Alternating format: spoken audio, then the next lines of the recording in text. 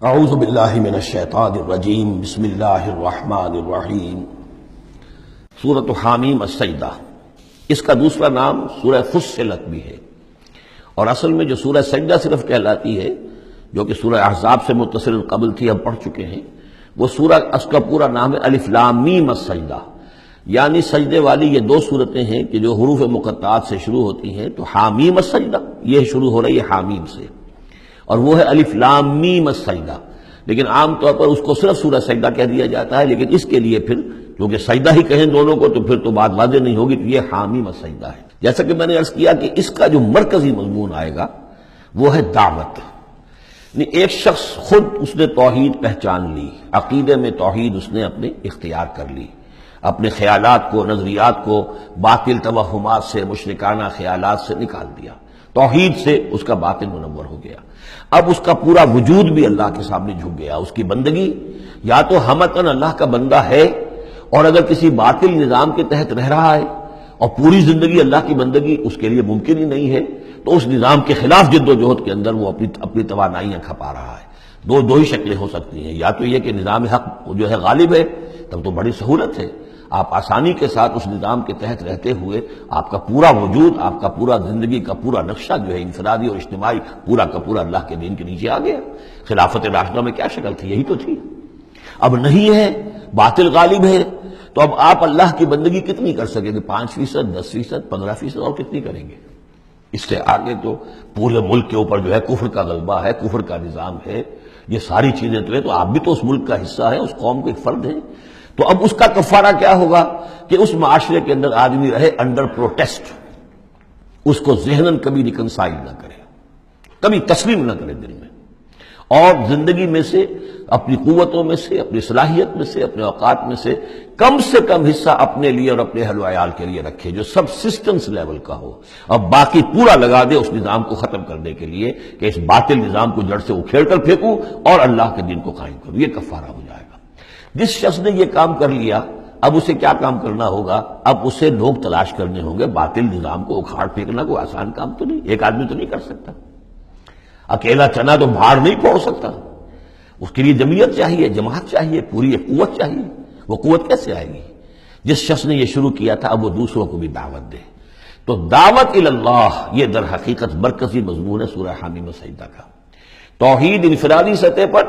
سورہ زمر اور سورہ مومن کے اندر پوری ہو گئی، انفرادی سطح پر توحید فی العبادت، توحید فی الدعا، اور دونوں مخلصین لہ الدین کی شرائط کے ساتھ۔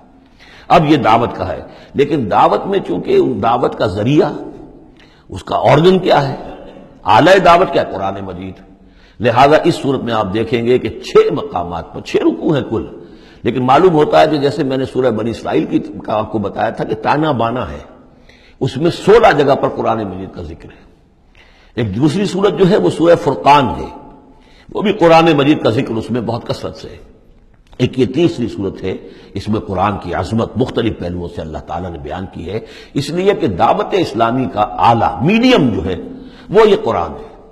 یہ ہم دیکھتے چلے آ رہے ہیں، انذار قرآن کے ذریعے سے، تبشیر قرآن کے ذریعے سے، تذکیر قرآن کے ذریعے سے، تزکیہ نفس قرآن کے ذریعے سے، نصیحت اور وعظ قرآن کے ذریعے سے، یہ سب ہم دیکھتے چلے آ رہے ہیں۔ لہذا اب یہ صورت جو ہے اس کا مرکزی مضمون یہ ہے، باقی یہ کہ اور بھی چیزیں آئیں گی، عام جو مضامین ہیں جو مکی صورتوں کے وہ بھی آئیں گے، اور کچھ اور علمی نکات بھی اور ملیں گے انشاءاللہ العزیز۔ بسم اللہ الرحمن الرحیم، حامیم تنزیل من الرحمن الرحیم۔ یہ اتارا جانا ہے اس کتاب کا جو تم پڑھ رہے ہو اس ہستی کی طرف سے جو الرحمن ہے، الرحیم ہے، جس کی رحمت ایک ٹھاٹھے مارتے ہوئے سمندر کے مانند بھی ہے، اور جس کی رحمت میں دوام اور تسلسل بھی ہے۔ کتاب فصلت آیاتہ، یہیں سے اس کا دوسرا نام جو ہے فصلت، سورہ فصلت۔ یہ ایک ایسی کتاب ہے کہ جس کی آیات جو ہے خوب کھول کھول کر ڈسکریٹ، جن کو کہتے ہیں کہ ایک ایک چیز کو علیحدہ علیحدہ بیان کر دیا جائے، ڈسکریٹلی۔ ایک ہوتا ہے کچھ گڑبڑ کر کے بہت سی چیزوں کو آپ نے جمع کر دیا، نہیں، ایسی کتاب اس میں ہر شے علیحدہ علیحدہ واضح کر دی گئی ہے، جس کی آیات تفصیل کے ساتھ علیحدہ علیحدہ کر کے بیان کر دی گئی، قرآن عربی، ایک قرآن عربی کی صورت میں، لقومی یعلمون، لیکن ان لوگوں کے لیے جو علم رکھنا چاہیں یا علم حاصل کرنا چاہیں یا علم رکھتے ہوں۔ بشیرا و نذیرا، اور یہ کتاب جو ہے یہ از خود جو ہے بشیر بھی ہے نذیر بھی ہے۔ ظاہر بات ہے اسی کے ذریعے سے محمد بشارت دے رہے ہیں، اسی کے ذریعے سے محمد انذار کر رہے ہیں صلی اللہ علیہ وسلم، تو گویا کہ یہ کتاب جو ہے بشیر بھی ہے اور نذیر بھی ہے۔ جیسا کہ ہم پڑھ چکے ہیں سورہ مریم کے آخر میں،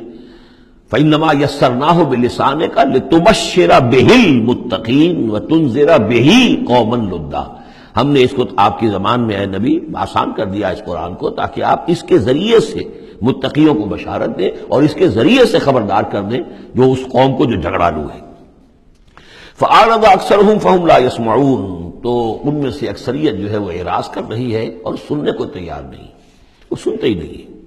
وَقَالُوا قُلُوبُنَا فِي أَكِنَّةٍ مِّمَّا تَدْعُونَا إِلَيْهِ، اور وہ کہتے ہیں ہمارے دلوں پر پردے پڑے ہوئے ہیں، جس چیز کی طرف تم ہمیں بلا رہے ہو ہم تک وہ بات پہنچتی نہیں، ہمارے ہاں وہ خانے ہی نہیں ہے جس میں آپ کی وہ دعوت اتر سکے۔ وفی آذاننا وقرن، ارے محمد ہمارے کانوں میں ثقل ہے، آپ کی بات نہیں کانوں میں جا سکتی۔ اب میں اس انداز میں کہہ رہا ہوں جس سے آپ کو پتہ چلے جیسے وہ گستاخانہ انداز میں یہ باتیں کہتے ہوں گے، وہ ادب کے ساتھ وہ تہذیب کے ساتھ وہ باتیں نہیں کہتے تھے، تو اس انداز کو سمجھنے کی ضرورت ہے کہ یہ جو آپ اپنے آپ کو ہلکان کر رہے ہیں، ہمارے دلوں پر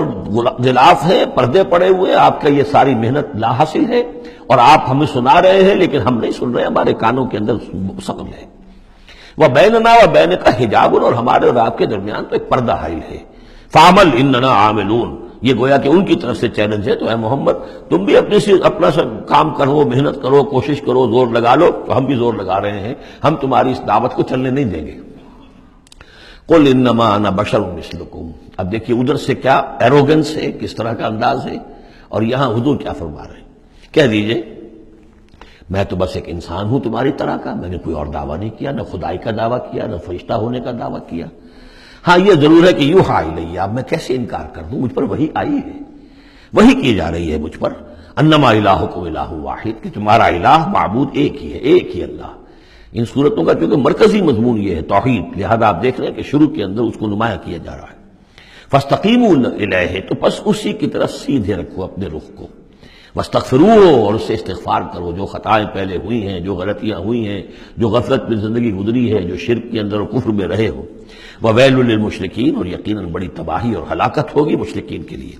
الذین لا یؤتون الزکاۃ، وہ لوگ کہ جو اپنے آپ کو پاک کرنے کی کوشش نہیں کرتے۔ یؤتون الزکاۃ اگر مدنی صورت میں آئے گا تو زکوٰۃ ادا نہیں کرتے، یہ ہم کہیں گے والذین لا یؤتون الزکاۃ، لیکن یہ زکوٰۃ ایک نظام کی شکل میں تو جا کر مدینے میں آئی ہے، اس کا وہ نظام مکے میں تھا ہی نہیں، تو یہاں پر یہ اپنے لغوی معنی میں آئے گا، زکوٰۃ پاکیزگی، جو کوشش نہیں کرتے اپنے آپ کے تزکیہ نفس کا۔ الذین لا یؤتون الزکاۃ وهم بالآخرۃ هم کافرون، اور آخرت کے تو وہ منکر ہیں۔ ان الذین آمنوا وعملوا الصالحات لهم اجر غیر ممنون، وہی سائملٹینیس کنٹراسٹ والا اسلوب، جب جہنمیوں کا ذکر آیا ہے، کافروں کا آیا ہے، بے شک وہ لوگ جو ایمان لائے اور جنہوں نے نیک عمل کیے ان کے لیے اجر ہے غیر ممنون، جو جس کا سلسلہ کبھی منقطع نہیں ہوگا، دائمی اجر ہے۔ صدق اللہ العظیم۔